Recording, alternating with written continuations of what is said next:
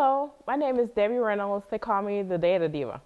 Today I want to talk about data privacy and automobile telematics.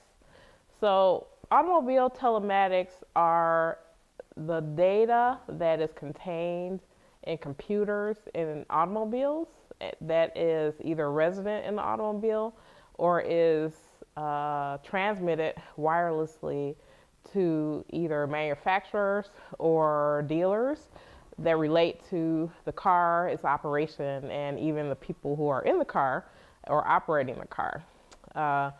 This, in terms of the types of data or the amount of data being collected by the car, this is quite a big concern. There was a study that said that cars collect up to 25 gigabytes of data an hour from a car.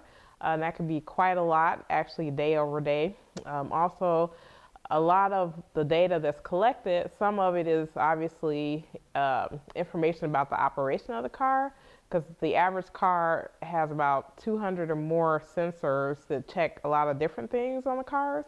But also, you as an individual are interacting with the car. So you may be connecting your phone via Bluetooth, which means that your phone ID may be in there, your contact list may be in there, your recent calls list may be in there. Some cars let you look at text messages. Those things can be downloaded. Also, there may be information about the servicing of the car and also people's personal information, like your name, address, your phone number. Those things could also be in a car. Recently, there was a law that was passed in Massachusetts related directly to telematics and how this data should be handled. One of the big challenges around telematics and one of the big debates, which will continue to happen around the country or around the world, is who owns what data. So in some ways, some car makers can say that the data about the operation of the car, because it's not personally identifiable, it may not, an individual may not have the right to see that.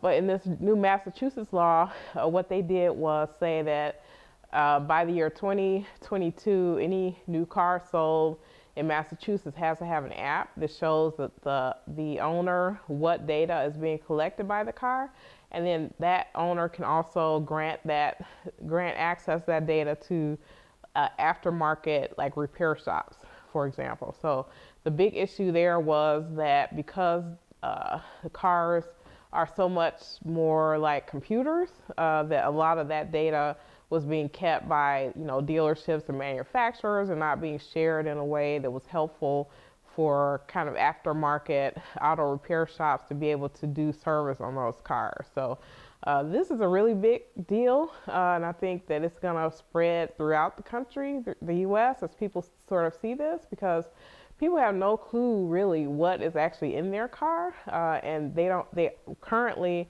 because you don't know what's in there, you don't really know what you can object to, or if you even have access to delete things and things like that.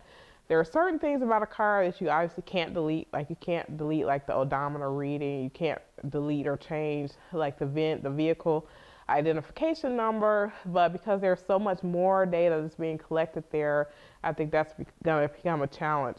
Also, as a side note, a couple of states are passing laws in their state constitution to be able to make sure that police have warrants when they go after electronic data, and that would include automobile data as well. So the locations where the car may have been, the operation of the car, how many minutes you had the door open or the trunk open, all those things can be recorded within telematics in automobiles. So it remains to be seen what's going to happen. I hope that we will have more transparency in terms of people who are owners or users of automobiles, and we can be able to pick and choose certain things we share with other people and things we don't want the automobile to be able to collect. That's it. Thank you.